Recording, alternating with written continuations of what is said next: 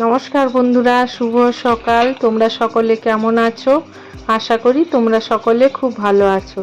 আমার উপহার in village ব্লগে তোমাদের সকলকে স্বাগত জানাই। সকালবেলা আমি গেট খুলে বাইরে বেরিয়ে এসেছি। দেখো, বাগানের দিকে হেঁটে চলেছি। আসলে একটা শব্দ পেয়ে আমি বেরিয়ে এসেছি। এই যে শব্দটা হচ্ছে এই বেলের, আমাদের বেল গাছ থেকে একটা বেল পড়েছে, তাই একটা শব্দ হয়েছে। আমার মনে সন্দেহ হচ্ছিল একটু, তো আমি তাই এসেছি। এই দেখো, একটা বেল পড়েছে আর খুব বড় বেল। কত বড় বেল দেখেছো? লাউয়ের মতো একেবারে। ফটোতে কতটা বোঝা যাচ্ছে জানি না, কিন্তু যেন একটা লাউ, বিশাল বড় বেল। চলো এবারে বাড়ির দিকে যাওয়া যাক, বেলটা ধুয়ে নেবো। আর দেখো, আমাদের এই সজনা গাছটায় এখন সজনা ফুল ফুটে আছে। এই গাছটা নতুন, এই 1-2 বছরের মতো, তাই 2 বছর হয়েছে বা হয়নি, কিন্তু খুব লম্বা হয়ে গিয়েছে আর 12 মাস প্রায় সজনে ফুল হয়। তো আমি বেলটা নিয়ে চলে এসেছি। কত বড় বেল দেখো। বেলটা আমি ধুয়ে নিচ্ছি।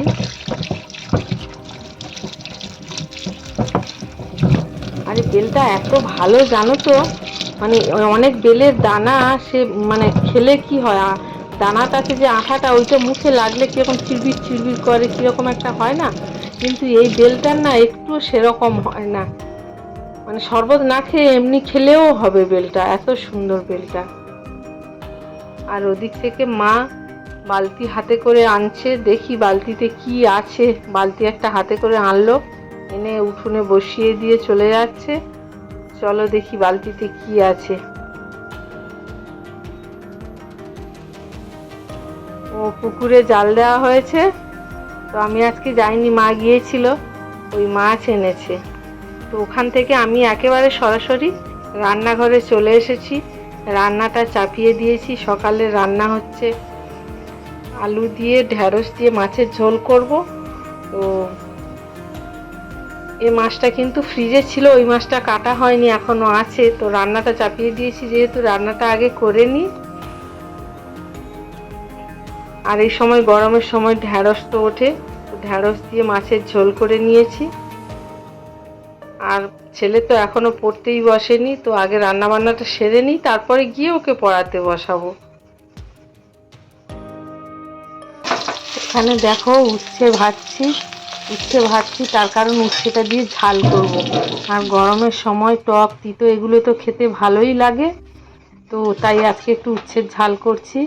তো উচ্ছের ঝালটা আমার হয়েই গিয়েছে, নামিয়ে নিচ্ছি। তো আজকে তরকারি করেছি ঢ্যাঁড়স আলু দিয়ে মাছের ঝোল আর উচ্ছের ঝাল, এই হচ্ছে আজকে দুপুরের খাবার। আর এখানে আলু ভাজা করছি। আলু ভাজাটা সকালে মুড়ির সঙ্গে খাওয়ার জন্য আলু ভাজাটা একটু করে নিচ্ছি। দুপুরের ওই উচ্ছের ঝাল আর ঢ্যাঁড়স আলু আর মাছ দিয়ে ঝোল করেছি। তো ছেলের ভাত খাইয়ে দিয়েছি একটু, আর এটা আমরা সকলে মিলে আলু ভাজা দিয়ে মুড়ি খাবো, তাই আলুটা একটু ভেজে নিলাম। তো এখনো আমার মাছ কাটা হয়নি, এবার মাছ কাটতে যাই চলো।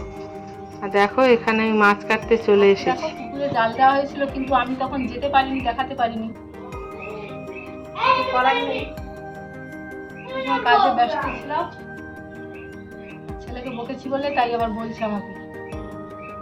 আর আজ দেখো, আমাদের পুকুরে জাল দেওয়া হয়েছিল, 5টা বাটা মাছ পড়েছে, একটা জাপানি পুঁটি পড়েছে, 3টে তেলাপিয়া, এই 3টে তেলাপিয়া, একটা চারাপোনা, আর এটা একটা ছোট কাতলা মাছ, মনে হয় হয়তো মরে টরে গিয়েছে, যাই হোক এই জন্য নিয়ে নিয়েছি। চলো আজকে মাছগুলো কেটে নিই। তরকারি তো রান্না হয়ে গিয়েছে, ঝাল করেছি আর ঢেঁড়স আলু দিয়ে মাছের ঝোল করেছি। আর বাবু ভাত খেয়ে নিয়েছে, ওর টিফিন খাওয়া হয়ে গিয়েছে, আর আমরা টিফিনে আলু ভাজা করেছি। মাছগুলো অনেক সময় আগে আনা হয়েছে তো তাই। আর এই দেখো, আমার পাশে বসে কে পাহারা দিচ্ছে। আমি মাছ কাটছি আর উনি পাহারা দিচ্ছে পাশে বসে। ও অনেক সময় এসেছে, একটু দূরে ছিল, তারপর একটু এগিয়ে এগিয়ে আস্তে আস্তে আমার কাছ পর্যন্ত এসে গিয়েছে, এবারে আমাকে পাহারা দিচ্ছে।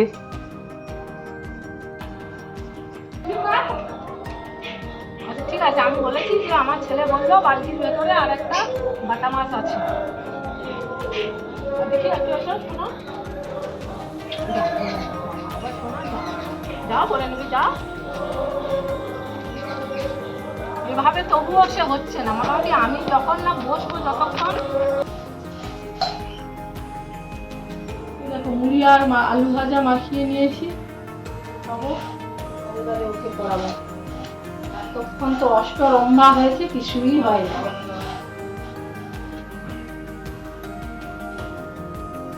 তো চলো এবার ছেলেকে পড়িয়ে নিই, ওকে তাড়াতাড়ি পড়িয়ে নিয়ে উঠে অন্য কাজ আছে। তো অন্তত বেশ কিছু সময় ওর পিছনে আমাকে একটু খাটতে হবে। মানে ওকে যতক্ষণ বসে আমি পড়াবো ততক্ষণই, মানে ওর থেকে আমি পড়ি, ওই যে আমার পড়াটা ও শোনে ততটুকুই, ওই জন্য প্রচণ্ড বানানো ভুল করে। তো চলো আরম্ভ করি। চলো তো দেখি এখানে কি হচ্ছে, একবার গিয়ে দেখি, চলো এখানে কি হচ্ছে। কি হচ্ছে এখানে? হ্যাঁ কি হচ্ছে? ঠাকুর মন্দির এইখানে এটা ভালো করে পরিষ্কার করে দেওয়া হবে। আর এইখানে মাথায় আর এইগুলো নিচে যাতে এটা না পড়ে যায় সেই জন্য। এই আছে নিচে আর একটা পাথর আছে, এই এই। আর এর ওপরে একটা আছে। ওই কার নিচে পাথর আছে দেখি? হ্যাঁ, আর এইটা কই? এই, হ্যাঁ নিচে পাথর।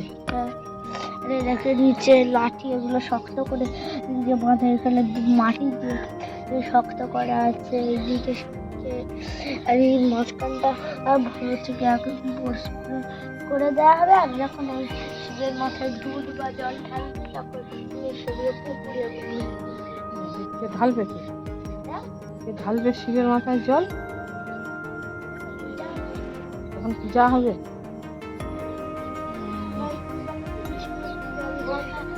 তখন এটা এখন না, এটা আগে সকাল, চারটা ভালো হয় 3-4 দিন বা 4-5 দিন পর।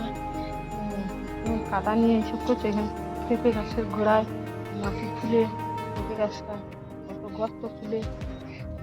শিকড় এসেছে, কই এদিকে শিকড় আসেনি? আর তার থেকে ভালো আমি এখানে জল ঢালবো। জল তো পেঁপে গাছের শিকড়ে যাবে ভেতর থেকে। আচ্ছা, এটা মাস্টারমশাই? কি সুন্দর। তোমরা তো দেখতেই পেলে যে আমার ছেলে কনস্ট্রাকশন করেছে শিবের মন্দির। তো মন্দির এখন চলছে, একদম রড ফট তার ফার দিয়ে বাঁধাই করেছে। যা পাথরের ওপর ঠাকুর করেছে তার নিচে যাতে ভেঙে না পড়ে যায় আরও একটা পাথর দিয়েছে, একদম মজবুত করে কনস্ট্রাকশনটা করেছে। জানি না কতদিন থাকবে কনস্ট্রাকশনটা। তো বিশাল বুদ্ধি ওর মাথায় খাটিয়ে এই প্ল্যানটা করে ও শিবের মন্দিরটা তৈরি করেছে। তোমাদের সবাইকে আমি দেখিয়ে দিলাম। তো আমার ছেলের শিবের মন্দিরটা তৈরি কেমন হচ্ছে একবার কমেন্ট করে জানিও। দেখো ওখানে এবার জল ঢেলে খেলা শুরু করে দিয়েছে।